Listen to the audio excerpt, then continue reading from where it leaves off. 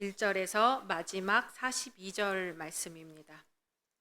누가복음 10장 1절에서 42절 말씀까지 제가 봉독하겠습니다.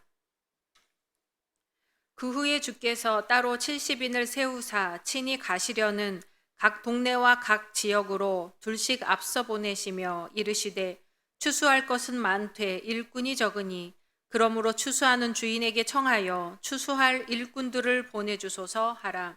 갈지어다 내가 너희를 보냄이 어린 양을 이리 가운데로 보냄과 같도다.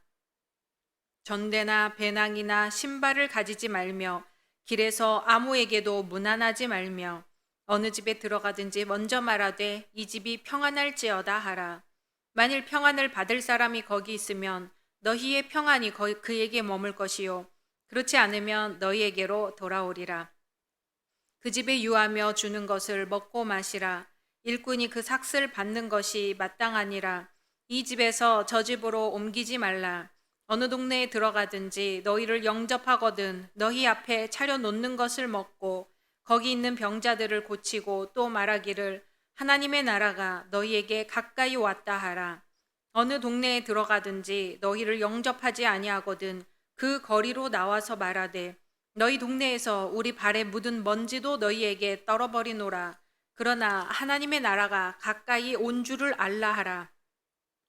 내가 너희에게 말하노니 그날에 소돔이 그 동네보다 견디기 쉬우리라.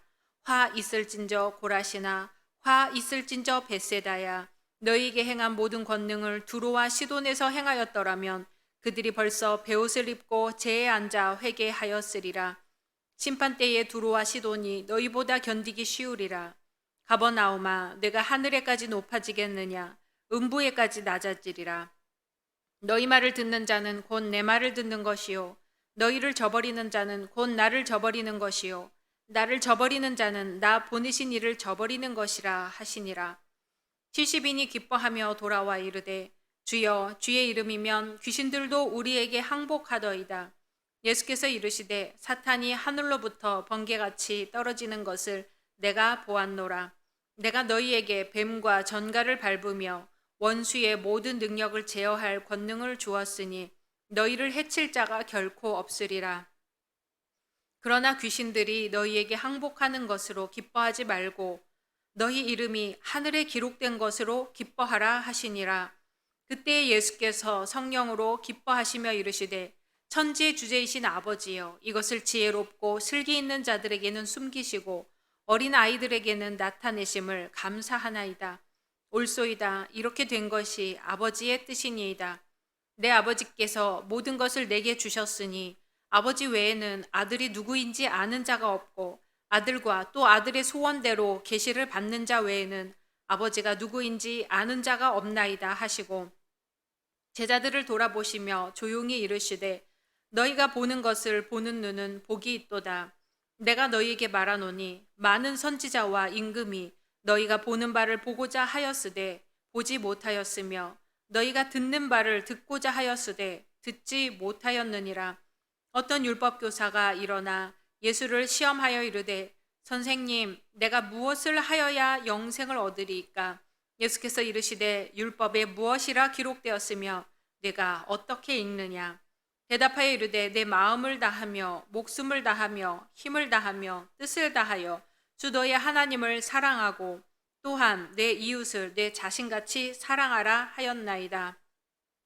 예수께서 이르시되 내 대답이 옳도다. 이를 행하라. 그러면 살리라 하시니 그 사람이 자기를 옳게 보이려고 예수께 여짜오되 그러면 내 이웃이 누구니이까?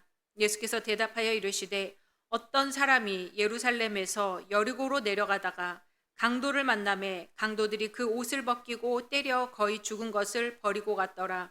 마침 한 제사장이 그 길로 내려가다가 그를 보고 피하여 지나가고 또 이와 같이 한 레위인도 그곳에 이르러 그를 보고 피하여 지나가되 어떤 사마리아 사람은 여행하는 중 거기 이르러 그를 보고 불쌍히 여겨 가까이 가서 기름과 포도주를 그 상처에 붓고 싸매고 자기 짐승에 태워 주막으로 데리고 가서 돌보아 주니라. 그 이튿날 그가 주막 주인에게 데나리온 2를 내어주며 이르되 이 사람을 돌보아 주라. 비용이 더 들면 내가 돌아올 때에 갚으리라 하였으니 네 생각에는 이 세 사람 중에 누가 강도 만난 자의 이웃이 되겠느냐? 이르되 자비를 베푼 자니이다. 예수께서 이르시되 가서 너도 이와 같이 하라 하시니라. 그들이 길 갈 때에 예수께서 한 마을에 들어가심에 마르다라 이름하는 한 여자가 자기 집으로 영접하더라. 그에게 마리아라 하는 동생이 있어 주의 발치에 앉아 그의 말씀을 듣더니 마르다는 준비하는 일이 많아 마음이 분주한지라. 예수께 나아가 이르되 주여 내 동생이 나 혼자 일하게 두는 것을 생각하지 아니하시나이까. 그를 명하사 나를 도와주라 하소서. 주께서 대답하여 이르시되 마르다야 마르다야 네가 많은 일로 염려하고 근심하나 몇 가지만 하든지 혹은 한 가지만이라도 족하니라. 마리아는 이 좋은 편을 택하였으니 빼앗기지 아니하리라 하시니라. 아멘. 오늘 말씀 속에서 오직 예수님을 만나시기를 소망합니다. 이기주의라는 말이 있습니다. 개인 이기주의, 가족 이기주의, 집단 이기주의 등 개인에서 국가에 이르기까지 사회 곳곳에 이기주의가 팽배해 있다고 합니다. 그러나 그리스도인은 이기주의라는 말과 어떠한 관련도 맺어서는 안 됩니다. 왜냐하면 예수께서 우리의 마음과 목숨과 뜻을 다하여 하나님을 사랑하고 또 내 이웃을 내 몸과 같이 사랑하라고 하셨기 때문입니다. 그 말씀을 마음에 새기고 사는 그리스도인이라면 그 어느 틈에도 자신의 이익만을 꾀하는 것을 뜻하는 이기라는 말이 스며들 수 없습니다.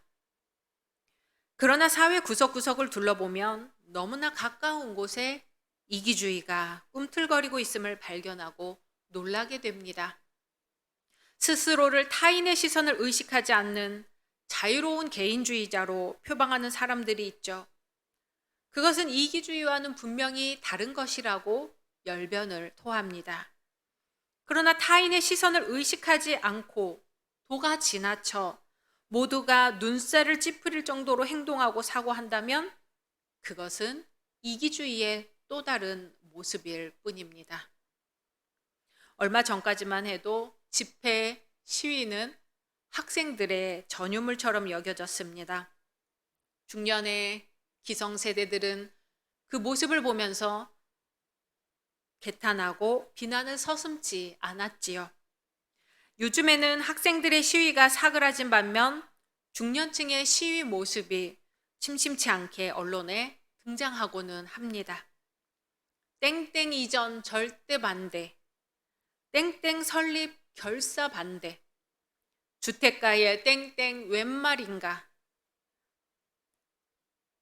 우리 지역에 절대 세울 수 없는 장애인 복지기관, 고아원 등이 다른 어느 지역에 세워져야 할까요? 쾌적한 주거 환경을 지키고 유지하려는 마음은 이해가 되지만 정말 이기주의란 무엇인가를 우리가 마주하게 됩니다. 하나님의 집인 교회에서도 이기주의의 모습은 발견이 됩니다. 우리 선교회, 우리 전도회, 우리 우리 구역에 더 많은 예산을 달라고 하기도 하고 장비 지원을 해달라는 요청들, 우리 교회, 우리 목사님, 우리 교단이 우선이라는 이 목청을 높이는 사람들의 모습은 하나님의 사랑을 모르는 세상 사람들의 모습보다도 더 추해 보일 때가 있습니다. 이기주의에 병든 우리를 치료할 수 있는 길은 바로 예수 그리스도 앞에 서는 것입니다. 자신을 죽여 그 피 흘리심으로 우리를 구원하신 예수님 앞에서 어떻게 나의 조그만 이익을 꾀하고자 남을 밀쳐낼 수 있을까요? 나뿐만 아니라 우리 모두가 그 피의 은혜로 구원받은 한 형제입니다. 그러기에 주님은 내 이웃을 내 몸과 같이 사랑하라고 말씀하셨습니다. 이웃 사랑은 말로만 하는 것이 아니죠. 주님은 야고보 사도를 통해 권면하십니다. 만일 형제나 자매가 헐벗고 일용할 양식이 없는데 너희 중에 누구든지 그에게 평안히 가라, 더웁게 하라, 배부르게 하라 하며 그 몸에 쓸 것을 주지 아니하면 무슨 이익이 있으리요. 아멘. 국민소득 몇천 불, 몇만 불, 사치풍조, 과소비, 늘어나는 외제차, 고가품 품절 등 요란한 수식어들과 함께 우리 주위엔 더 이상 소외된 이웃이 없어 보입니다. 그러나 빛이 밝을수록 어두움도 진한 법입니다. 그 휘황찬란함 뒤에 소외된 삶을 살고 있는 이웃이 아직 많이 있음을 보려고 하기만 하면 쉽게 발견할 수 있습니다. 멀리서 찾을 것도 없지요.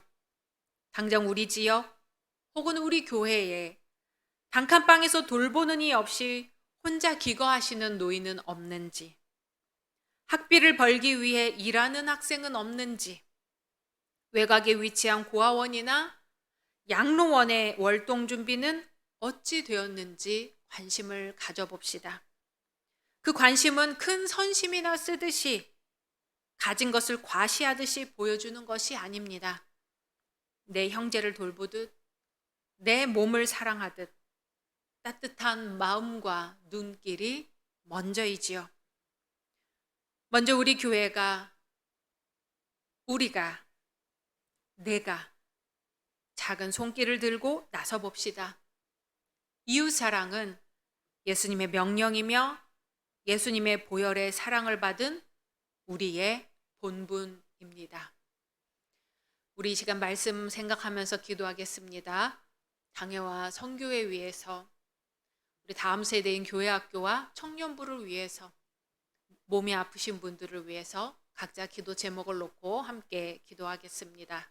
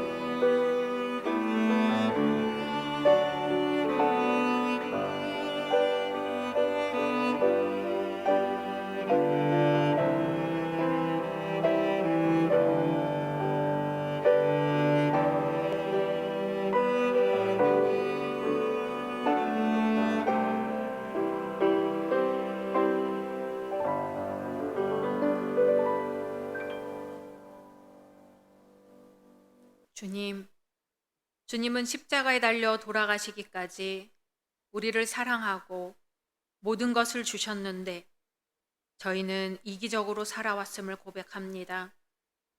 주님의 사랑을 생각하면 내 자신의 이익만을 위한 선택은 할 수 없는 것인데 마치 주님을 모르는 듯 살았습니다. 용서해 주옵소서. 주님께서 내 이웃을 내 몸과 같이 사랑하라고 하신 것처럼 이웃과 교회와 가정을 돌보게 하옵시며 이웃을 사랑할 때마다 더욱 가까이 계신 주님을 만나게 하옵소서. 예수님의 이름으로 기도드립니다. 아멘.